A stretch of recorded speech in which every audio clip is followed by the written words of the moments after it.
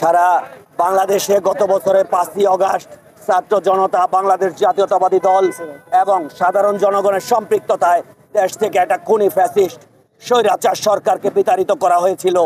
সেই বিতাড়িত, পরাজিত, পরাভূত ওই আওয়ামী লীগের ফ্যাসিস্ট খুনি হাসিনা ভারতে বসে এই দেশকে অস্থিতিশীল করার নীল নকশায় সে চক্রান্ত করতেছে। সেই চক্রান্তের ধারাবাহিকতায় আজকে তারা লকডাউন কর্মসূচি দিয়েছে। আমরা এই লকডাউন কর্মসূচির তীব্র প্রতিবাদ এবং ধিক্কার জানাই। আমরা এই লকডাউন কর্মসূচিতে দেশের শান্তিপ্রিয় অপমর দেশপ্রেমী লোকেরা আমরা ঘরে বসে নাই, আমরা রাজপথে নেমে এসেছি। এই অবৈধ লকডাউনকে প্রতিবাদ করার জন্য, প্রতিরোধ করার জন্য আমরা রাজপথে ছিলাম, আছি এবং থাকবো ইনশাআল্লাহ। তারা যদি তাদের অতীত অপরাধকে স্বীকার করে এদেশের মানুষকে ক্ষমা চেয়ে যদি তারা এদেশের রাজনীতি করতে পারে, সেই ক্ষেত্রে বাংলাদেশ জাতীয়তাবাদী দল এটার বাইরে অন্য কোনো কিছু চিন্তা করে না। তাদেরকে যদি দেশের জনগণ মাফ করে দেয়, আমাদের বলার কিছু নেই। আমরা চাইব তারা তাদের অতীত ইতিহাসের জন্য এদেশের রাষ্ট্রের কাছে, জাতির কাছে তারা ক্ষমা চাক। এদেশের মানুষ যদি তাদেরকে ক্ষমা করে, আমরাও তাদেরকে ক্ষমা করতে আমরা সেই সুযোগ দেব। কিন্তু আমরা তাদেরকে ক্ষমা না চাওয়া পর্যন্ত, আনুষ্ঠানিকভাবে ক্ষমা না চাওয়া পর্যন্ত আমরা ইনশাল্লাহ আমাদের এলাকায় আমরা ঐক্যবদ্ধ আছি, যাতে তারা আমাদের এই এলাকায় পুনঃপ্রতিষ্ঠিত হতে না পারে। আমরা সবাই সেদিকে খেয়াল রাখছি। আপনারা সবাই ভালো থাকবেন।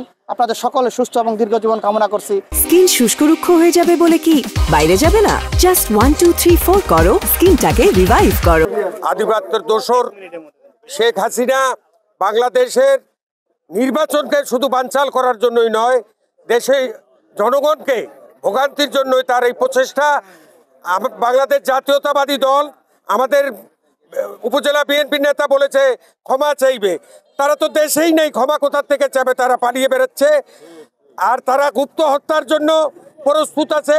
তাদের দোসরদের প্রতিহত করে বাংলাদেশ জাতীয়তাবাদী দল নির্বাচনের দিকে এগিয়ে যাবে। সরকারের কাছে আমাদের দাবি, যাতে সুষ্ঠু সুন্দর একটা নির্বাচন দেয়। নির্বাচন বানচাল করা, গুপ্ত হত্যা করা, এলাকায় এলাকায় অস্ত্রপাতি নিয়ে হানা দেওয়া, এ থেকে প্রতিবাদ করার জন্যই আজকের এই সমাবেশ। উপজেলার ব্যবসায়ী, উপজেলার জনগণকে আমরা শান্তিতে ব্যবসা বাণিজ্য করার জন্য বাংলাদেশ জাতীয়তাবাদী দল তাদের পাশে থাকবে, এই বলেই আমার বক্তব্য শেষ করছি। আসসালাম।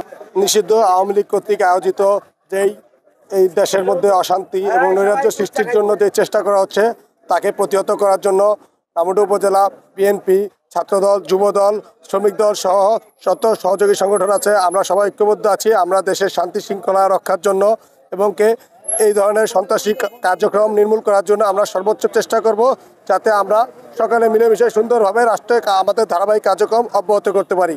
সবাই ভালো থাকবেন, সুস্থ থাকবেন। আসসালামু আলাইকুম।